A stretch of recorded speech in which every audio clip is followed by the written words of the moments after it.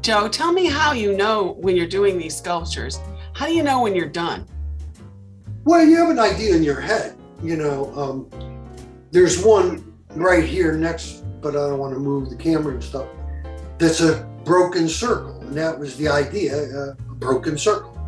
But finding the piece and the tolerance and the shape, or cutting it, it's a lot of work, But when you're finished, you're either happy with it and or not. You try and come as perfect to the idea in your head as you can, or the feeling. And sometimes you say, hey, that's perfect. And I didn't have to do anything else, it's done.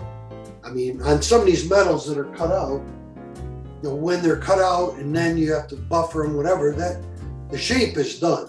And then it's just chroming them and buffering them and then going to the marble effect and choosing the size and stuff like that.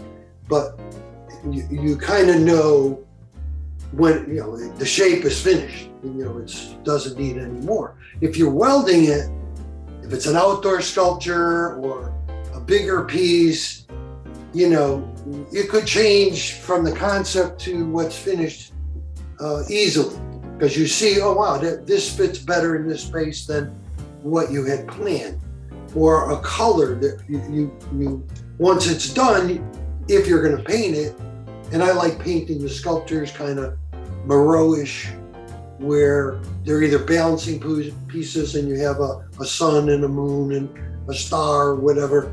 And you have to paint in those colors. But some of the outdoor pieces, you might say, oh wow, you start somewhere and then all of a sudden it's a little bigger or wider, or those you don't do too much on. You kind of know where to stop. Painting, sometimes I get carried away.